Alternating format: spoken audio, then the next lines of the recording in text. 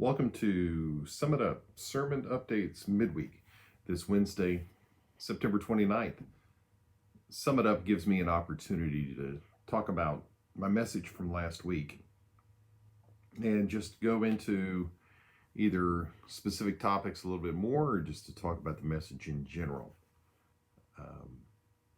This sermon series, Fundamentals of the Christian Life, is attempting to look at our ongoing Christian life through the lens of those things that we did to connect with the grace of God through what He did in Jesus Christ.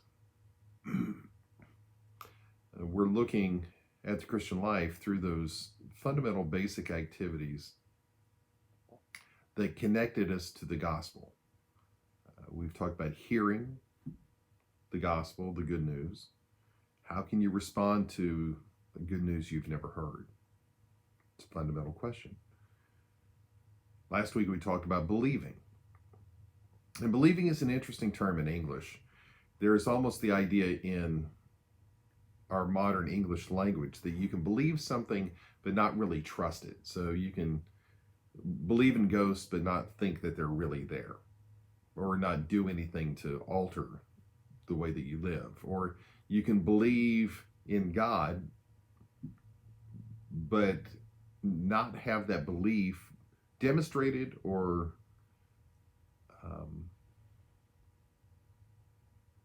observable in your life.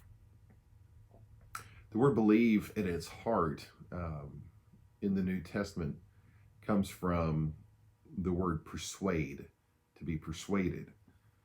And I think part of what we have to understand as Christians is, what are we persuaded about?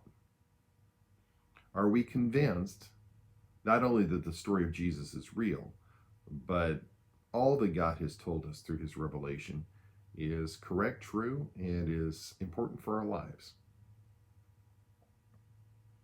I said in English, it's an interesting idea. Believe, to have faith, to trust.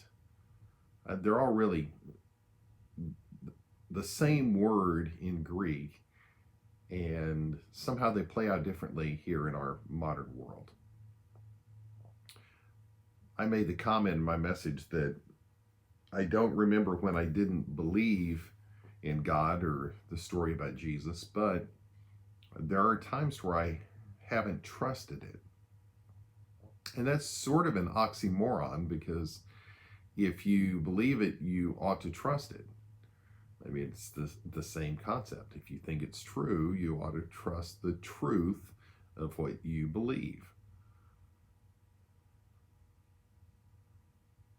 I have to say, I understand why this is a challenge. In the midst of life, in the midst of the heartache and the difficulty and the sadness of life, sometimes it becomes easy to wonder if what we really believe has any truth to it. And sometimes it's easy for us to get off the beaten path. Well, I'll tell you, I think that's one of the reasons why it's so important that we're together. We can all be weak in moments and in times. That's why we need each other. I know the church is sort of becoming a passé thing. There are many believers, many people who believe the story of Jesus and who believe in God, that don't believe in the church. Now, that's an interesting concept, because the church is something that God tells us that we need to be involved in. It's another example of how you can believe part of something but not the whole and still feel like you believe. I challenge you. It's time for us to step up as a body, as a congregation, as a church, and be there for one another in real and powerful ways. It's absolutely imperative that we practice this belief together. It says in the book of Acts that they continued in the apostles' doctrine, fellowship, breaking of bread, and prayer.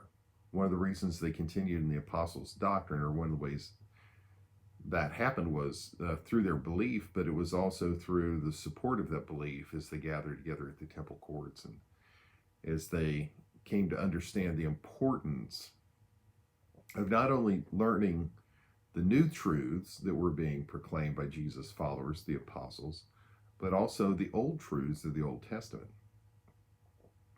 One of the very real dangers in our world is to believe that when you understand who Jesus is, that you believe enough. But there's much more truth in the scriptures than just the story of Jesus. Don't get me wrong, it's fundamental to the Christian life to understand the gospel, but there is more than just the gospel.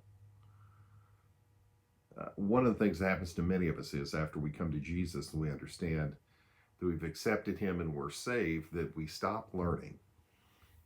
And one of the things that happens when you stop learning is you don't get the information you need, and that information can help you become more firm in your faith, in your trust, in your belief in God.